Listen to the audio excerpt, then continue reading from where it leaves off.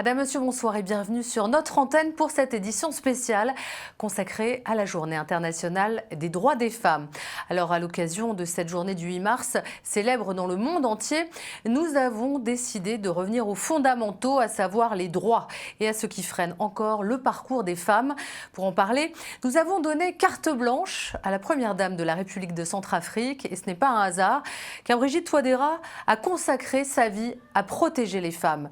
Celles à qui on jette l'opprobre car elles n'ont pas pu avoir d'enfants. Les jeunes filles qu'elle aide à rester scolarisées, l'accueil des femmes battues ou abandonnées dans des foyers.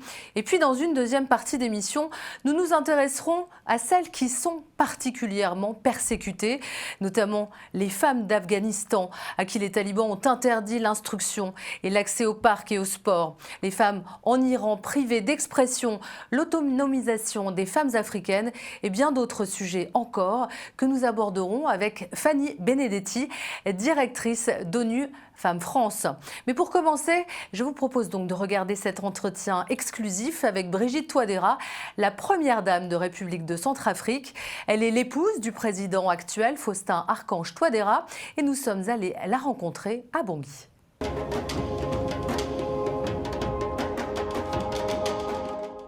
Nous sommes à Bangui, en Centrafrique, et pour la journée de la femme du 8 mars, nous sommes très honorés de recevoir en entretien Brigitte Touadéra, la première dame de la République centrafricaine.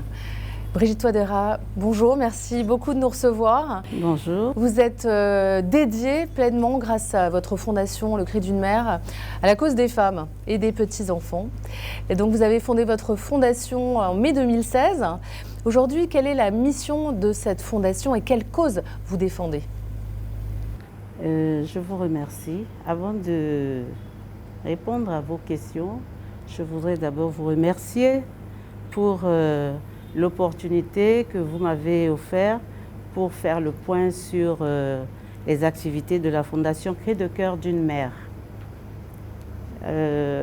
Après l'accession de mon époux à la magistrature suprême de l'État, j'ai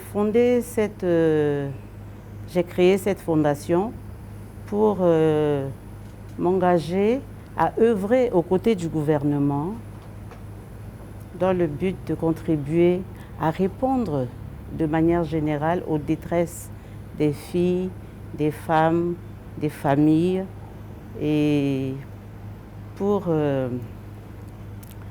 accompagner la politique du gouvernement dans ce sens. Et pour matérialiser le tout, la Fondation a élaboré et a mis en œuvre 2 plans d'action pour la période de 2017 à 2019 et aussi la période de 2020 à 2023. Le premier plan d'action a pour but d'améliorer la santé sexuelle et reproductive des filles et des femmes et d'améliorer un meilleur cadre de vie pour que chaque individu, chaque famille et chaque communauté ait accès à des soins de qualité dans un environnement sans violence et de manière équitable et durable. Le second plan d'action s'appuie sur le plan stratégique de l'Organisation des Premières Dames d'Afrique pour le développement. C'est pour impulser le gouvernement dans la promotion de la santé sexuelle et reproductive et aussi pour la communauté, la prise en charge pour la promotion de la prévention de la prise en charge du VIH et du sida et aussi pour la protection sociale des personnes vivant avec le VIH et avec handicap et aussi pour des maladies non transmissibles. Et le troisième plan d'action est en train d'être finalisé et s'appuie sur la politique du gouvernement qui aussi met l'accent sur la politique stratégique les axes stratégiques de la politique nationale de développement sanitaire et des 10 domaines d'impulsion présidentielle. Comment au départ, en mai 2016, comment vous avez eu l'idée de créer cette fondation? Qu'est-ce qui vous touchait? Qu'est-ce qui vous a sensibilisé ici chez la femme centrafricaine? C'est ce que je disais au départ. Non, plus personnellement. Personnellement, nous sortions d'un conflit militaro-politique, des conflits militaro-politiques à récurrence. Donc, après l'accession de mon mari à la présidence, il fallait faire quelque chose pour ces femmes vulnérables. C'est-à-dire vous pensez aux femmes ce conflit a rendu les femmes vulnérables. Et les enfants aussi, la scolarisation, l'éducation des filles, surtout les filles. Et nous avons mis cet accent dessus pour pouvoir répondre à leur détresse, parce qu'elles étaient en situation de détresse. C'est-à-dire donc les victimes des conflits, on pense aux viols? On parle des viols, principalement. On parle beaucoup par rapport à cette situation de conflit où, avant d'aller dans les violences basées sur le genre, où il y a des violences sexuelles qui sont devenues un instrument d'intimidation, un instrument de punition, un instrument aussi de représailles. Et c'est devenu dans les pays de conflits militaro-politiques, c'est devenu une arme de terreur et une arme de guerre contre les personnes innocentes dans notre pays. Et facile à toucher. Et oui. Facile à attaquer. Et je pense qu'il faut en parler parce que ce genre de violences sexuelles affectent la santé physique et mentale des victimes et on n'en parle pas. Les victimes ont la crainte de représailles et il n'y a jamais eu de rapport par rapport à ces actes d'atrocité. Donc c'est ça qui fait que ça fait lutte des partis, c'est ce qui nous a motivés aussi à donner à ces femmes leur dignité et à les soutenir pour qu'elles aient au moins une dignité par rapport aux autres femmes, parce qu'il y a la stigmatisation et il y a des représailles. Elles sont silencieuses, surtout les femmes et les filles qui sont victimes de viols. Elles sont silencieuses parce qu'elles craignent les représailles, elles craignent la stigmatisation par rapport à la communauté. Et parfois, elles donnent naissance à des enfants, non désirés, voilà, issus du viol. Non désirés suite à des viols. Et elles sont obligées de supporter, surtout celles qui n'ont pas les moyens d'aller vers des structures qui peuvent les orienter, soit à faire des avortements, parce qu'il y en a qui ne désirent pas garder les enfants. Mais quand on n'a pas les moyens, on est obligé de garder les enfants malgré soi, parce qu'on les a portés. Mais on les fait malgré soi. Et il faut des structures, justement pour ça. Mais malheureusement, par crainte de représailles et de stigmatisation, ces femmes n'osent pas. Elles n'osent pas parler de ça.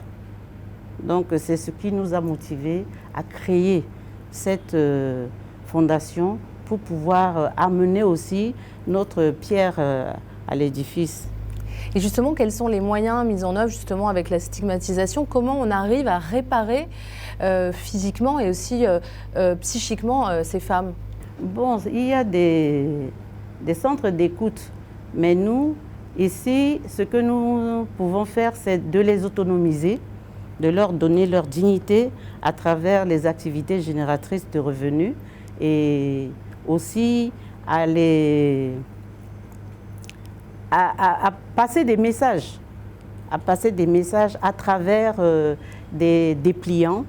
Nous avons par exemple un dépliant qui illustre un homme en train de rouer son épouse de coups.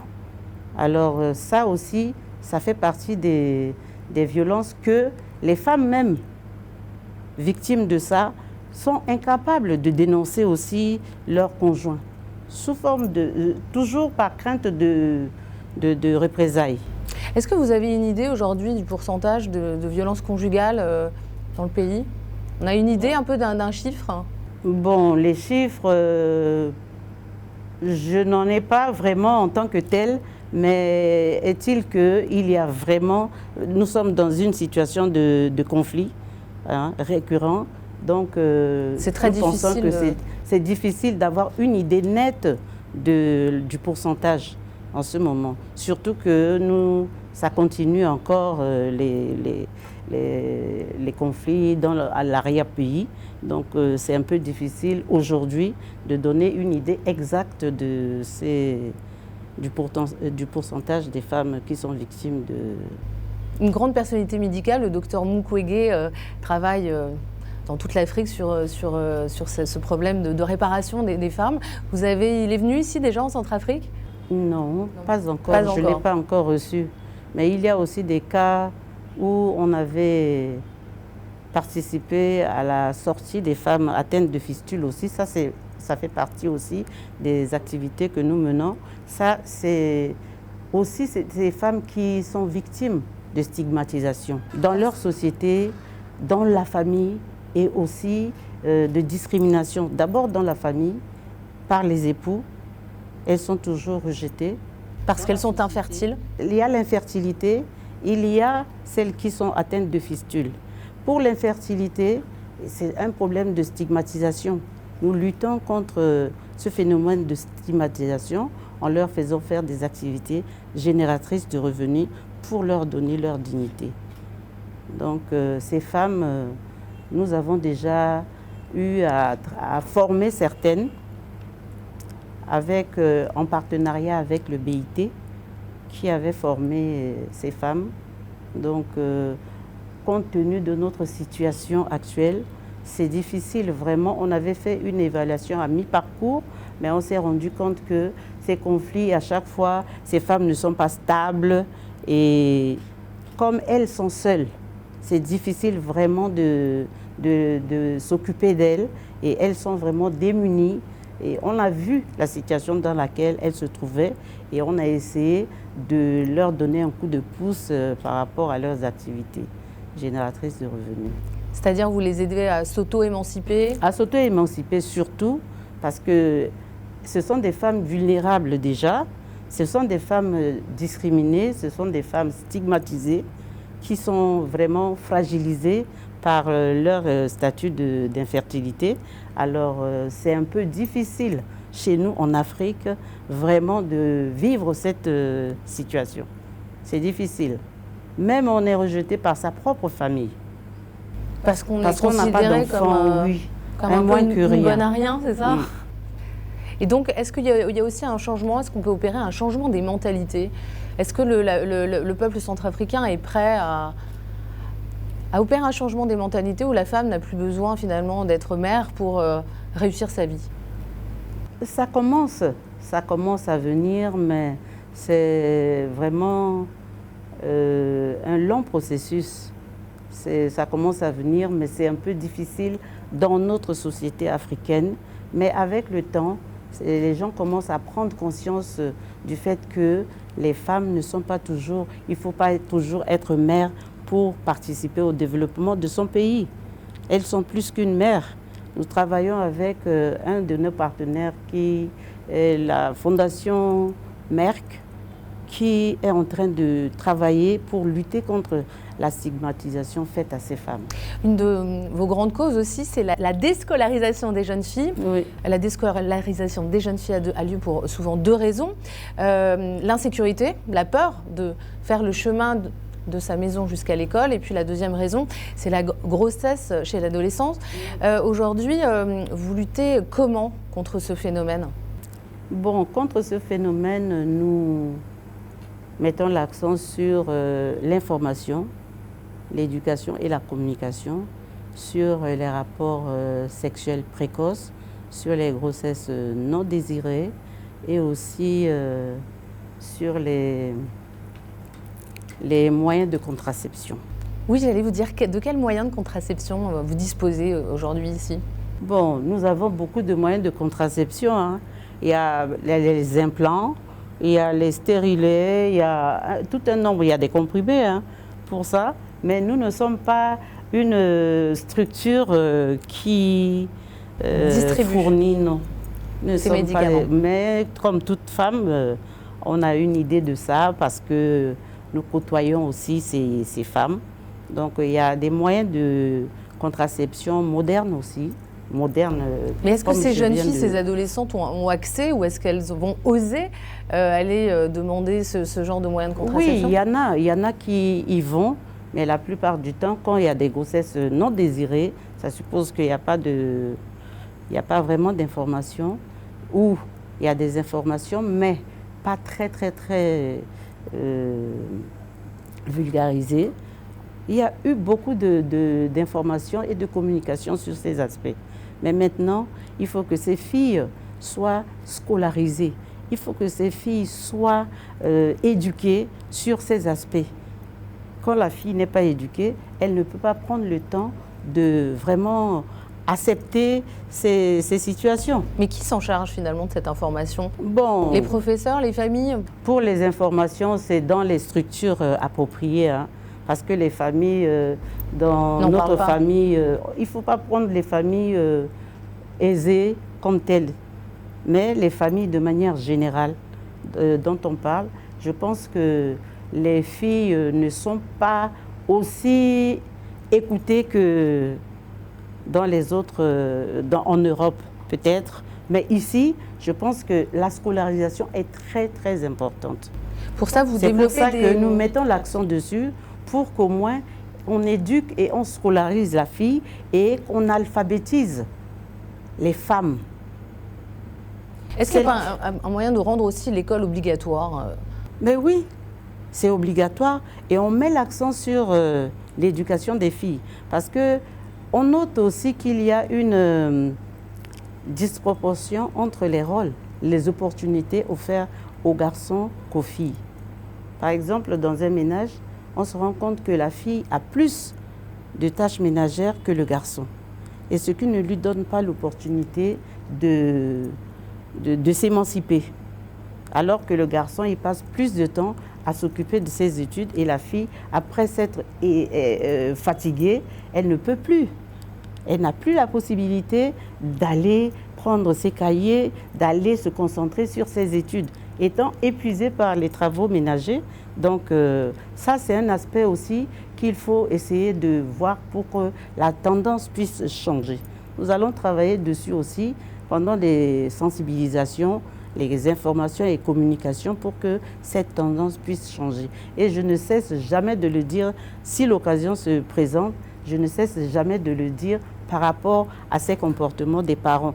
Et c'est même les parents qui encouragent ces aspects, ce phénomène. Ils disent que les garçons ne sont pas des filles, ils ne doivent pas travailler dans le ménage, ils ne doivent pas faire des travaux ménagers, alors que les tâches devaient être équilibrées pour donner l'opportunité à la fille aussi de s'émanciper et de se concentrer sur ses études. Mais ça, c'est un changement de mentalité, c'est très long à opérer dans une société, j'imagine. Bon, il y a toujours un début à tout. Ça n'a pas toujours été facile d'initier quelque chose et de faire suivre ça d'emblée. Il faut un processus par rapport à ce que je suis en train de dire. C'est toujours sensibiliser et informer surtout. Et on ne peut informer que quelqu'un qui est dans la structure, c'est-à-dire aller à l'école, être scolarisé pour comprendre ce que les communicateurs transmettent. Alors justement, on en vient au thème cette année de la Journée de la femme qui a lieu chaque année le 8 mars. Cette année, l'ONU a décidé du thème qui est l'inclusion et l'égalité des sexes à travers le monde digital. Aujourd'hui, ici, quelles sont les actions qui vont être mises en route justement pour cette Journée de la femme? Bon, pour cette Journée de la femme, d'abord le thème. Il faut être instruit quand même pour avoir accès à la digitalisation.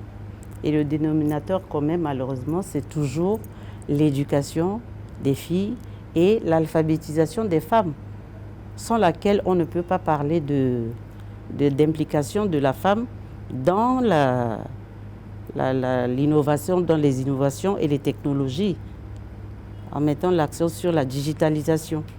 Il faut toujours, on revient toujours à la scolarisation et à la formation. Si on n'est pas formé, malheureusement, on ne peut pas avoir accès à ces technologies.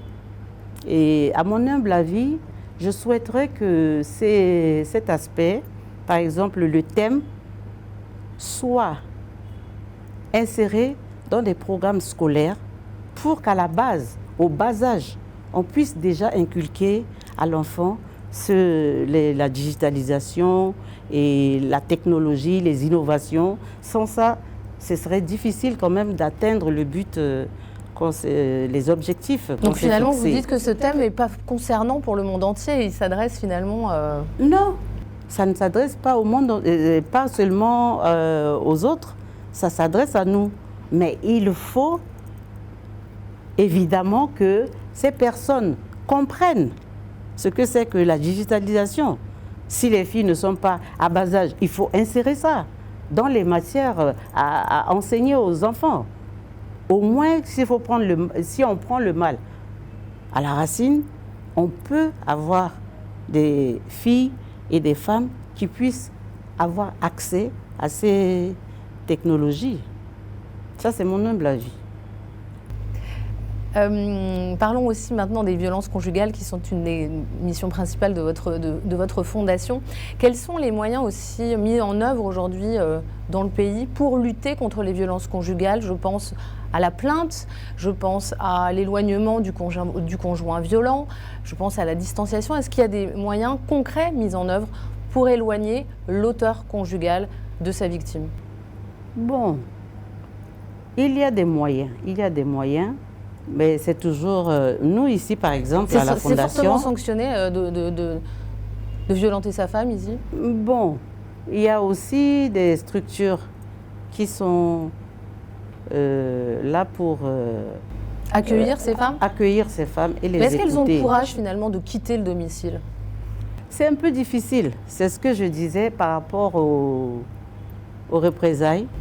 Est-ce qu'il y a des sanctions pour ces hommes aujourd'hui, ou la justice? Bon, je n'ai pas vraiment une statistique par rapport à ces hommes. Est-ce qu'ils sont mis en prison? Parce que si ces hommes, bon, des fois on les met en prison en cas de meurtre ou bien d'homicide. Oui. Voilà. Heureusement. Mais quand même. Si c'est juste des coups, on se dit, même si la femme, des fois, elle va chez ses parents, mais je pense qu'il faut qu'ils connaissent les tenants et les aboutissants de la sortie de cette femme chez son mari. Donc à votre avis, aujourd'hui, ce n'est pas assez sanctionné finalement? Ce n'est pas assez sanctionné parce qu'on se dit qu'une fois que tu es marié, ben, tu ne dois pas quitter ton mari. Mais si c'est un mari violent, mais il faut au moins écouter ça. Mais c'est difficile aujourd'hui. Pour certains parents, ils pensent que c'est normal que ces coups se donnent, alors que ce n'est pas normal. Ces coups que subissent ces femmes, ça va jusqu'à la mort, des fois. Et c'est quand la personne meurt qu'ils se rendent compte maintenant de la violence du conjoint. Ça veut dire qu'aujourd'hui, entre voisins, on sait qu'on bat sa femme et finalement c'est accepté dans l'opinion publique? Non. C'est chose courante? Non, ce n'est pas forcément accepté. Il y a des voisins qui viennent au secours, mais ça dépend. Ils n'ont pas tout le pouvoir d'aller, mais au moins ils assistent. Parce qu'on considère cette femme comme une personne en danger. Et si c'est un mari qui a toujours été violent, alors les voisins aussi accourent pour secourir la femme. Et des fois, quand c'est une habitude, les voisins se disent non, c'est leur habitude. Et des fois, à ce moment même où les voisins ne viennent pas, c'est ce moment-là où la femme peut décéder des coups de son conjoint. Alors malheureusement, il y a aussi... Et il est toujours mis en prison, l'auteur? Celui qui tue sa femme? Oui. Il est mis en prison. Des fois même, c'est la famille qui fait la légitime défense. Ils viennent défendre leur sœur ou leur fille en essayant d'agresser le mari et même de vouloir le tuer. Mais c'est quand lui-même, l'auteur, il se rend à la gendarmerie ou dans n'importe quel endroit pour se faire protéger. C'est là où maintenant la police ou la gendarmerie met la main dessus et on le condamne. Bon, ça dépend maintenant de ce que la justice fait par rapport à ce bourreau. Si on peut qualifier de bourreau. Oui, et voire d'assassin. Quel est votre plus gros enjeu cette année, pour l'année 2023? Bon, c'est de pouvoir faire beaucoup d'efforts, avoir la force de faire mieux que ce que nous avons fait avant, et surtout que c'est un peu difficile en ce moment de dire qu'on a déjà tout fait. Non, c'est un travail de longue haleine et pour lequel nous avons élaboré un troisième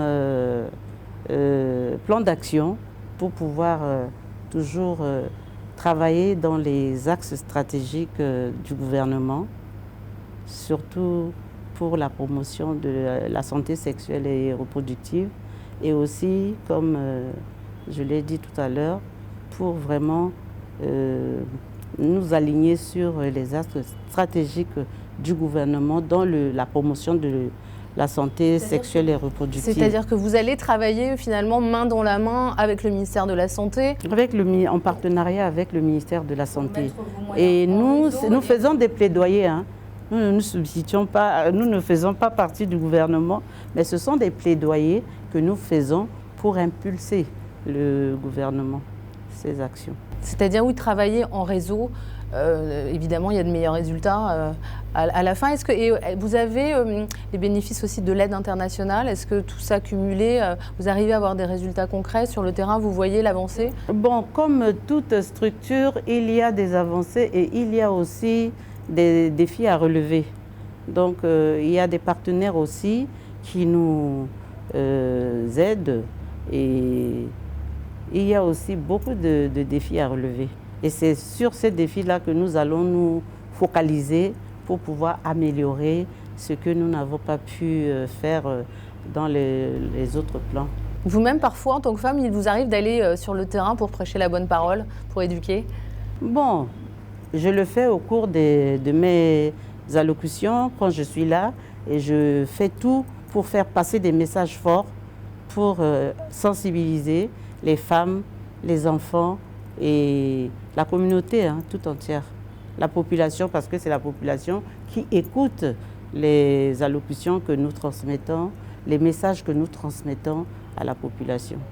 Et c'est pour elle que nous le faisons. Est-ce que vous avez quelque chose à dire ou un message à porter message pour la femme centrafricaine? Le message que je pourrais apporter à la femme centrafricaine, c'est de toujours d'avoir confiance en elle. D'avoir confiance en elle et de changer de mentalité par rapport à ce qu'elles ont l'habitude de faire ici. De penser, parce que c'est une journée consacrée aux droits des femmes. Et la plupart du temps, bon, c'est pas encore, vraiment la femme centrafricaine n'a pas encore pris vraiment conscience de cet aspect des droits. Ça commence à s'ébaucher, mais ce n'est pas encore, ça n'a pas atteint la limite encore escomptée. Les droits sont-ils égaux ici? Non, c'est partout dans le monde. Hein. Les droits des femmes et des hommes, ça a toujours été, il y a toujours une disparité, un déséquilibre par rapport à ça, même dans les instances de prise de décision à travers le monde. Sinon, ce sont des pionnières qui ont commencé à le faire et nous, on a suivi pour qu'on puisse vraiment être au même diapason que les autres. C'est le conseil que je vais donner à nos sœurs, de vraiment penser à nos droits parce que il n'y a que la lutte qui libère, mais pour faire cette lutte, il faut entrer dans les mêmes idéaux que les pionnières. Essayer de voir comment elles se sont battues pour qu'aujourd'hui, nous ayons les moyens de nous exprimer. Parce qu'avant, la femme africaine n'avait pas de parole. Et avant aussi, les pionnières avaient des frustrations. et ce qui les a amenés à s'engager, à lutter pour avoir leurs droits. Alors, il faut qu'on se focalise sur cet aspect de notre droit plutôt que de se focaliser sur des distractions, par exemple. C'est ce que je peux dire. Mesdames, soyez féministes. Sororité et féminisme. Oh, je ne sais pas. On va essayer de le faire pour vraiment aider nos... Madame la Première Dame, Brigitte Wadera, merci d'avoir participé à cet entretien. Bravo pour tout ce que vous faites. On vous souhaite évidemment beaucoup de courage parce que la cause est noble, elle est grande et elle est longue. Et elle est dans le monde entier. C'est moi qui vous remercie pour la confiance que vous nous avez faite en nous choisissant la Fondation Clé de Cœur d'une Mère. Alors pourquoi le 8 mars a-t-il été décrété la Journée internationale des droits des femmes? Cette journée trouve son origine dans les luttes des ouvrières et des suffragettes du début du XXe siècle. Les femmes revendiquant alors le droit de vote et de meilleures conditions de travail. Son but, eh bien, c'est une journée d'action, de sensibilisation et de mobilisation dédiée à la lutte pour les droits des femmes, l'égalité et la justice. Mais quels sont ces droits à proprement dit? Eh bien, ces droits comprennent le droit de vivre libre de toute violence et discrimination, le droit au meilleur état de santé physique et mental, susceptible d'être atteint, le droit à l'éducation, le droit à la propriété, le droit de voter et le droit à un salaire égal. Alors pour en parler, nous recevons tout de suite Fanny Benedetti. Elle est la directrice de ONU France.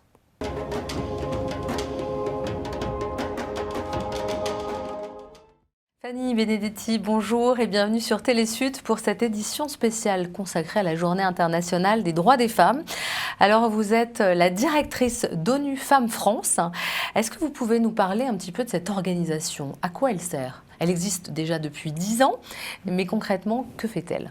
Alors, ONU Femmes, UN Women en anglais, c'est la dernière née du système onusien, une entité globale donc pour promouvoir l'égalité femmes-hommes et l'autonomisation économique des femmes dans le monde.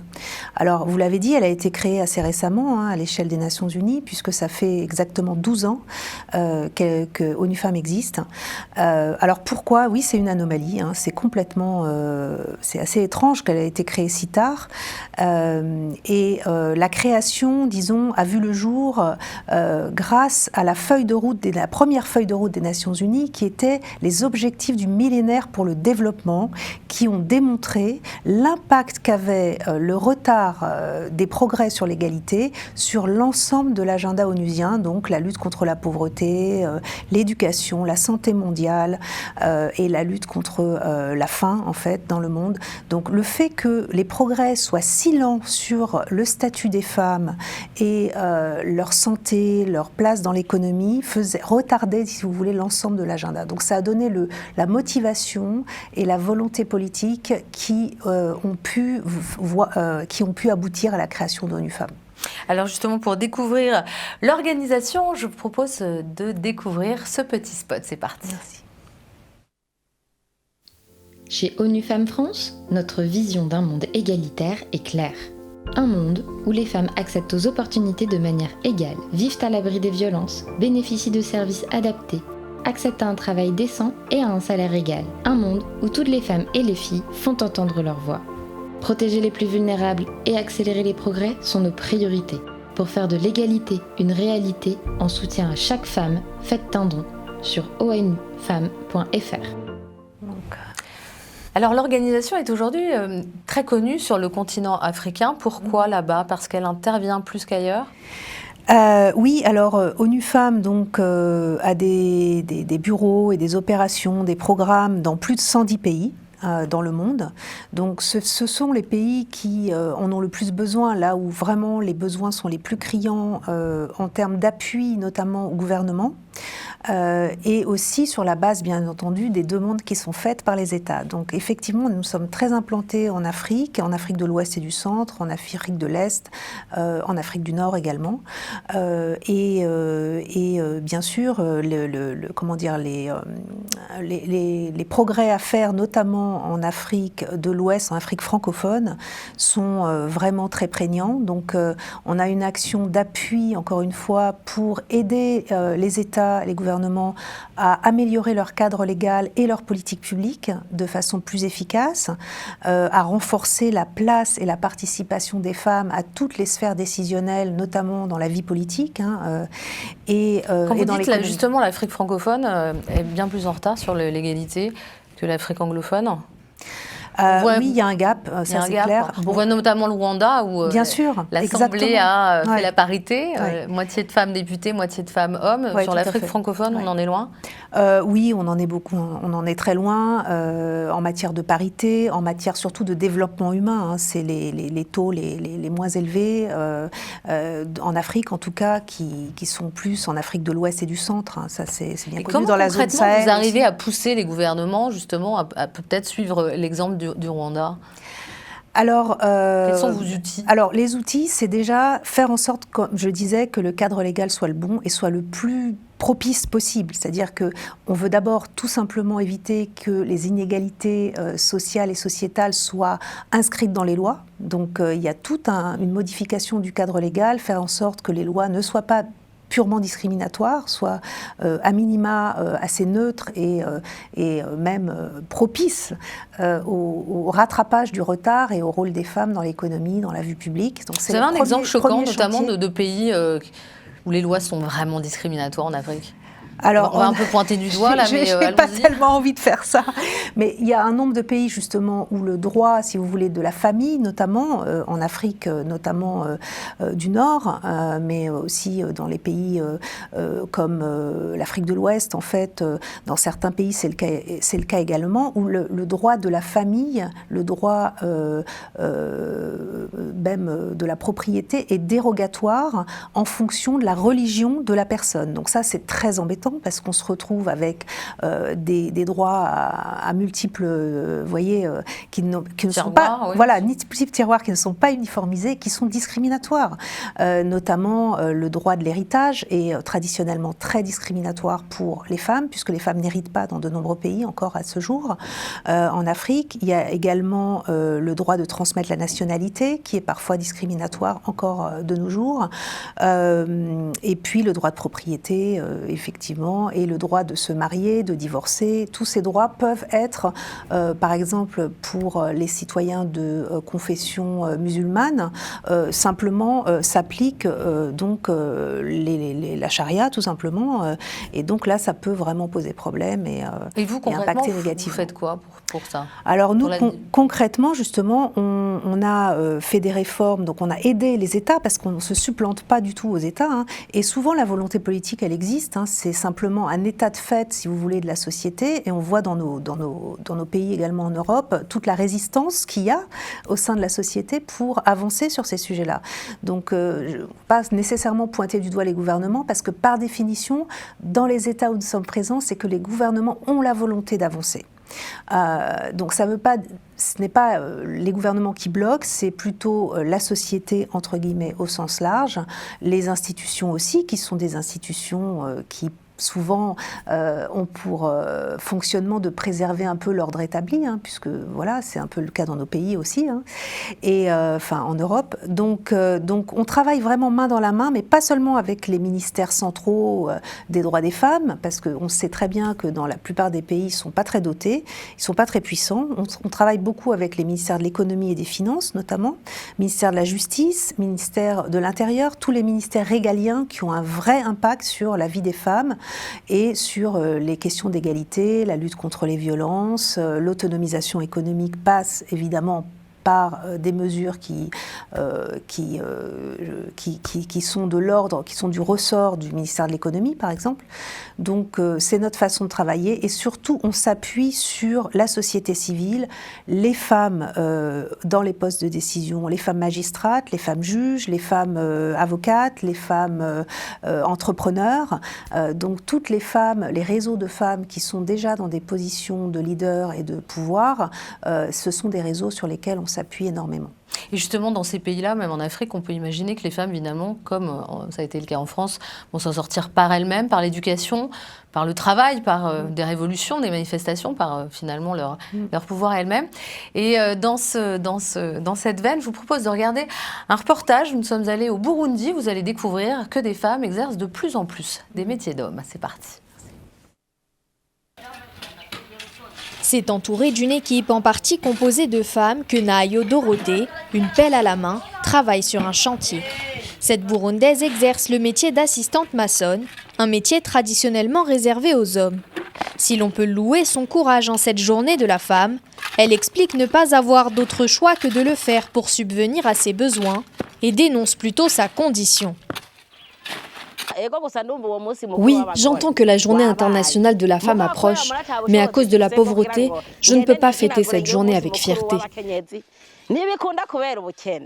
Les 5 000 francs burundais que je gagne par jour ne peuvent pas me suffire pour célébrer cette journée et dire que je suis une femme fière parmi les autres. Non, ce n'est pas possible. De son côté, Rehema a choisi d'être coiffeuse pour hommes, là où habituellement les genres ne sont pas mélangés. Si celle-ci subit regard moqueur et appréhension de la clientèle pas habituée à cette situation, elle s'accroche à son travail et espère faire changer les mentalités à ce sujet. Il arrive qu'un client vienne me dire qu'il ne peut pas se faire couper les cheveux par une femme. Cela ne m'a jamais découragée d'abandonner mon travail, mais je redouble d'efforts. Lorsque ce client revient et me voit couper les cheveux d'un autre client, il voit que je coupe bien et il accepte que je coupe les siens. Si le Burundi a imposé une rémunération égale pour un travail à valeur égale entre hommes et femmes, il lui reste encore beaucoup de chemin, comme dans la plupart des pays dans le monde, pour briser les stéréotypes et permettre aux femmes d'accéder à de meilleures conditions de vie.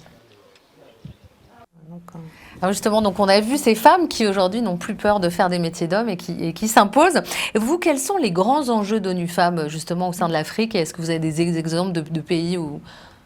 Oui, alors les enjeux, donc, ils sont très vastes, hein, mais je peux résumer, disons, les grandes thématiques sur lesquelles on travaille donc, avec toutes les parties prenantes. Donc la première, je dirais, c'est la lutte contre les violences et les discriminations. Donc j'en ai parlé dans la loi et puis dans la société. Hein.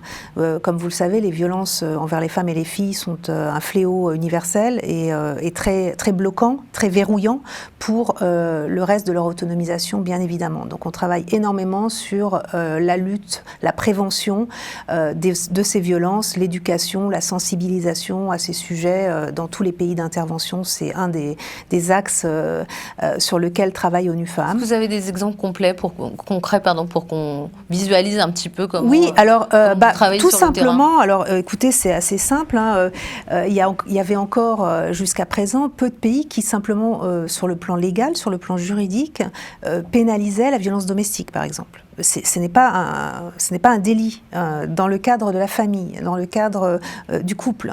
Donc ça, effectivement, on travaille à ce que la loi reconnaisse ces violences comme un crime ou un délit ou un crime. Donc ça, c'est un des premiers axes.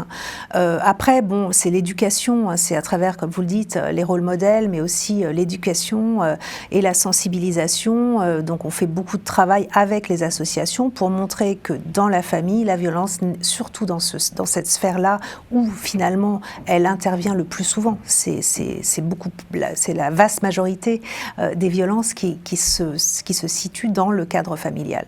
Donc c'est tout un travail de plaidoyer, vraiment de sensibilisation des personnes pour faire bouger les lignes de la société sur ce fléau.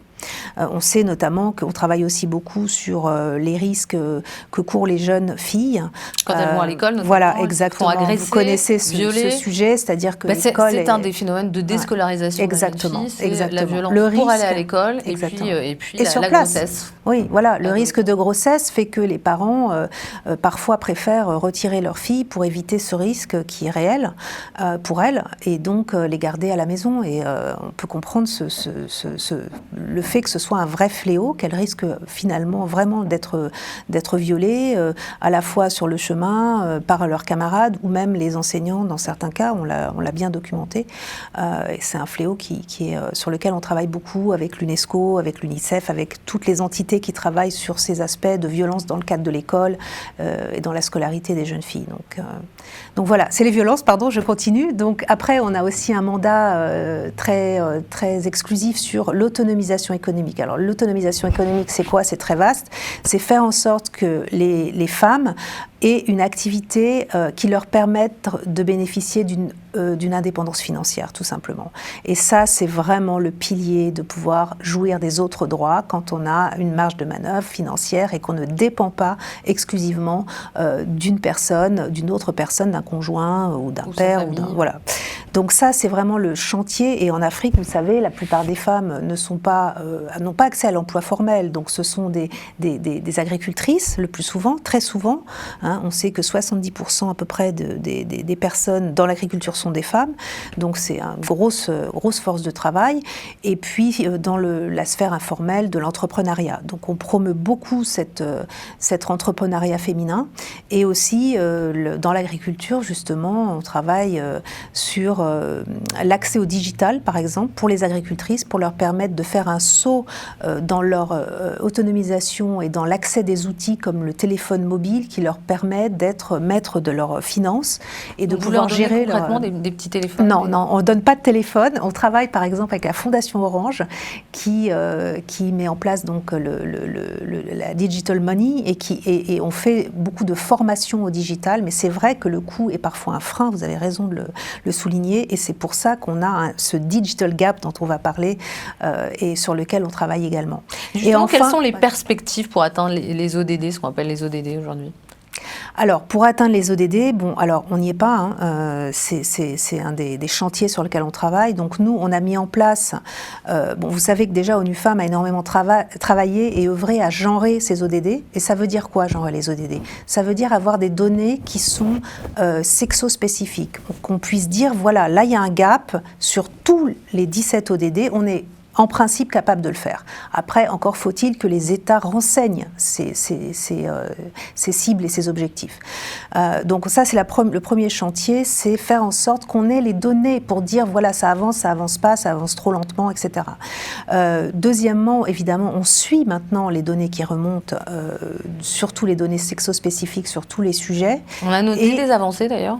Alors, ça avance évidemment, on n'est pas complètement à côté de la plaque, mais le développement humain, par exemple, avance, c'est-à-dire la scolarisation. On a vu que la scolarisation des filles a beaucoup avancé et on atteint pratiquement la parité dans le primaire, le secondaire. Donc ça, c'est une très bonne nouvelle. On a aussi de plus en plus de femmes dans les parlements, donc de rôle politique des femmes. On a toute la santé maternelle qui avance, mais attention, là, je mets un petit bémol parce que ça avançait beaucoup, hein, la baisse de la mortalité maternelle et infantile. Et avec le Covid, ça commence effectivement, non pas à redescendre, mais à stagner. Donc ça, c'est plutôt inquiétant, effectivement. Quels sont les obstacles persistants que vous avez notés ?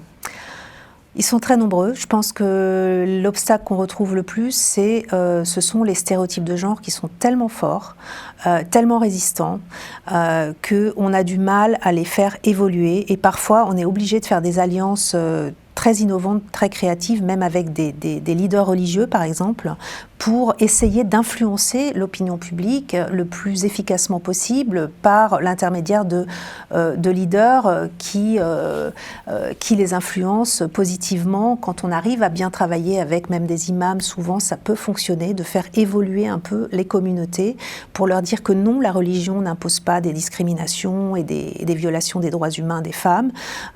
Et donc ce sont par ces méthodes-là. Mais vraiment, c'est comme le cas en France également et dans d'autres pays, hein, la résistance sociétale et sociale à l'égalité, elle est très puissante. Dès qu'on arrive dans la société humaine, sujet à ces stéréotypes néfastes de genre qui nous cantonnent à un rôle social, qu'on soit homme ou femme, fille ou garçon. Et c'est contre ça vraiment qu'il faut lutter dès le plus jeune âge. Justement, vous parliez de cette inégalité. On parlait tout à l'heure du Gender Digital Gap. Qu'est-ce que c'est ? Est-ce que vous pouvez nous expliquer ? Oui, tout à fait. Alors voilà, on est dans l'ère digitale, tous maintenant. Le digital façonne nos vies, impacte l'économie, impacte la société au sens large. Et pourtant, il est sujet d'inquiétude puisque les femmes y ont très peu accès, malheureusement, pour différentes raisons, dont ces fameux stéréotypes dont je parlais. Les femmes n'ont pas envie les filles n'ont pas envie de se diriger vers ces secteurs d'activité tellement importants et impactants. Et donc, on voit très bien dans les données, dans l'intelligence artificielle, dans le digital, il y a très peu de femmes, trop peu, et du coup, les biais genrés s'installent. Ça veut dire que l'intelligence artificielle, on a des études qui montrent à quel point les stéréotypes de genre et de race, ethniques, sont présents parce que justement, il y a trop peu de diversité dans ces secteurs-là. Donc c'est ça qu'on appelle le digital gap, qui peut avoir un impact néfaste sur ce digital qui façonne l'économie et la société. Alors est-ce que l'égalité de genre aura-t-elle lieu un jour, à votre avis ? Oui, bien sûr. On y travaille. Non, bien sûr, les choses avancent. Parfois, elles reculent. Il faut être très, très vigilant. Je pense que la jeune génération avec laquelle on travaille dans le cadre de notre campagne Génération Égalité est très sensible et très, très impliquée.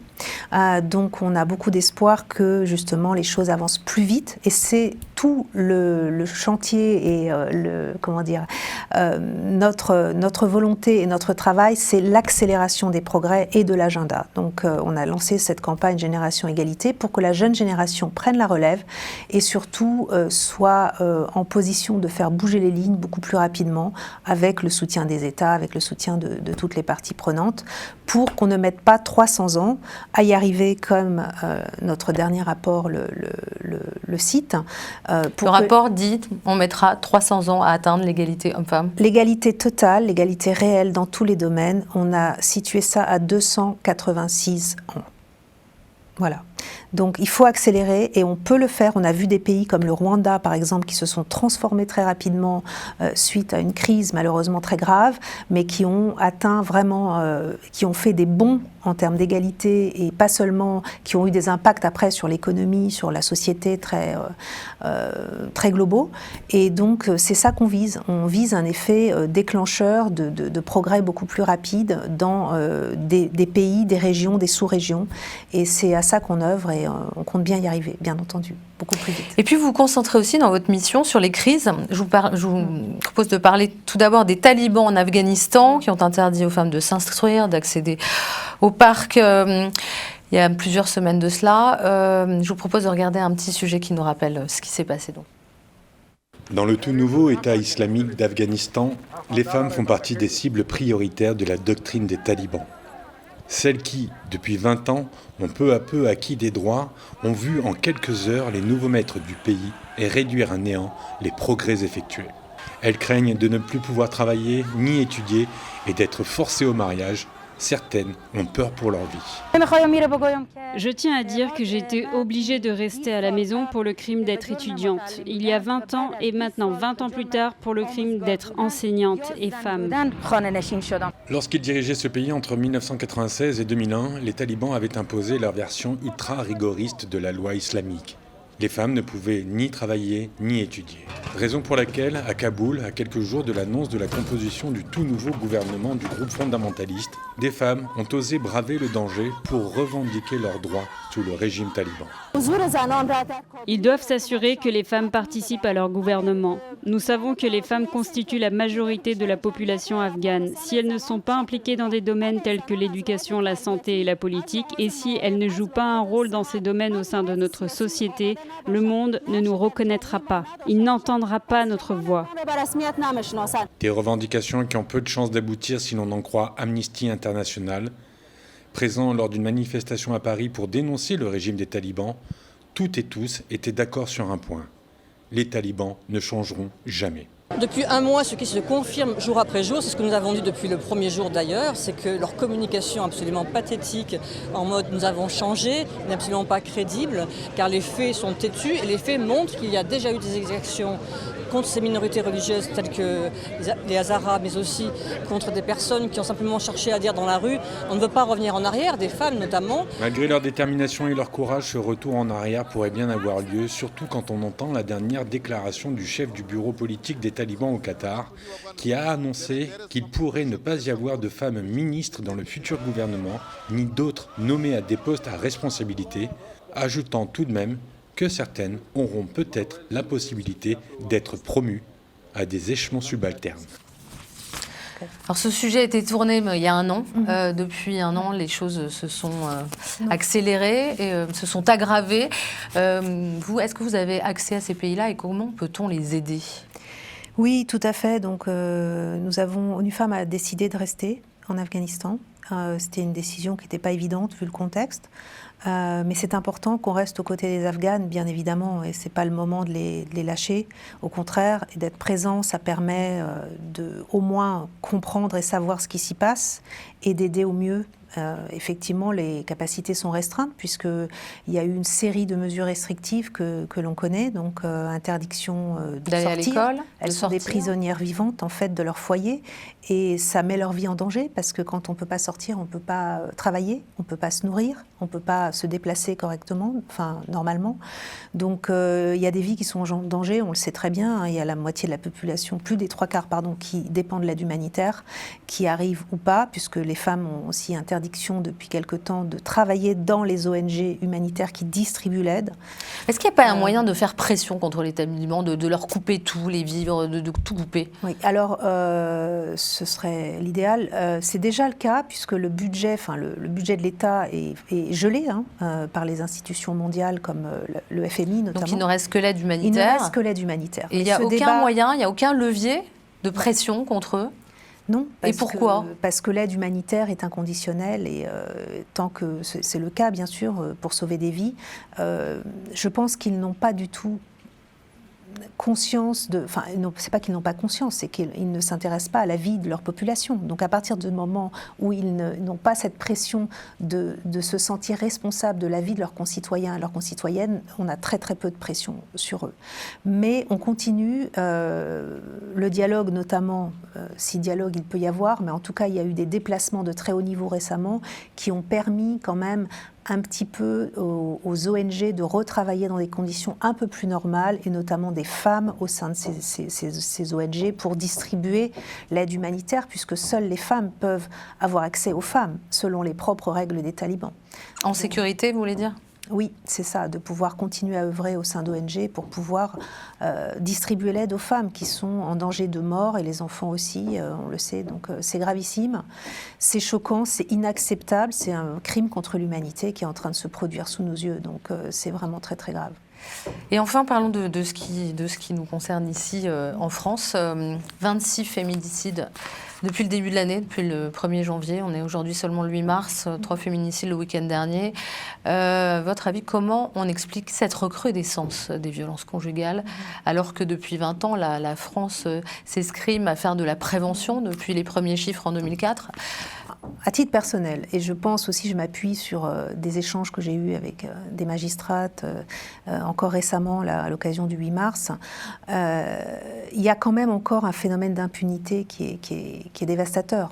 C'est-à-dire que les auteurs de ces crimes, finalement, sont à peu près sûrs de s'en sortir, en fait, parce que le système judiciaire n'est pas encore capable de suffisamment répondre à ce fléau que sont les violences envers les femmes, systémiques, dans le cadre de la famille en particulier et du couple.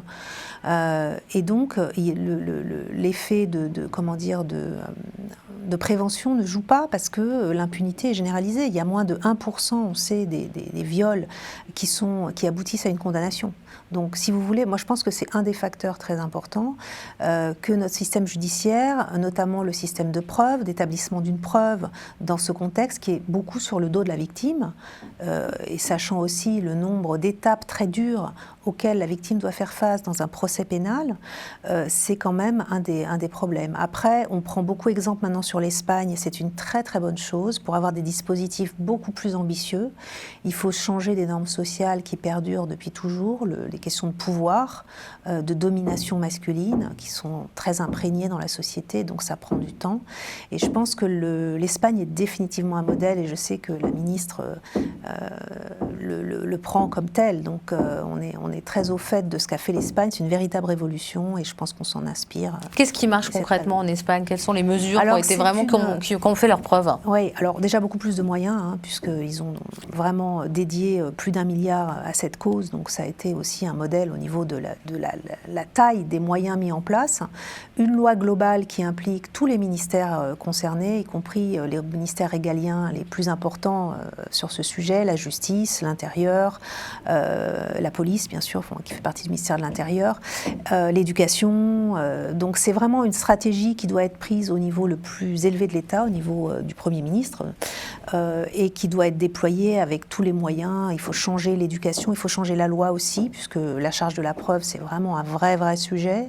Et je pense qu'on a un blocage à ce niveau-là en France. Enfin, c'est même une magistrate qui en parlait récemment. Mais la loi évolue peu à peu, et on voit que, par exemple, des réformes législatives récentes font la différence, comme la minorité sexuelle et le renversement de la charge de la preuve dans des cas où la victime est mineure. Donc tout ça progresse, mais encore assez, effectivement, c'est trop lent. On voit bien que les féminicides continuent, malheureusement. Fanny Benedetti, c'est la fin de cette émission maintenant. Merci d'avoir été avec nous. L'édition spéciale consacrée à la Journée internationale des droits des femmes est terminée. Bonne suite de programmes sur Télésud.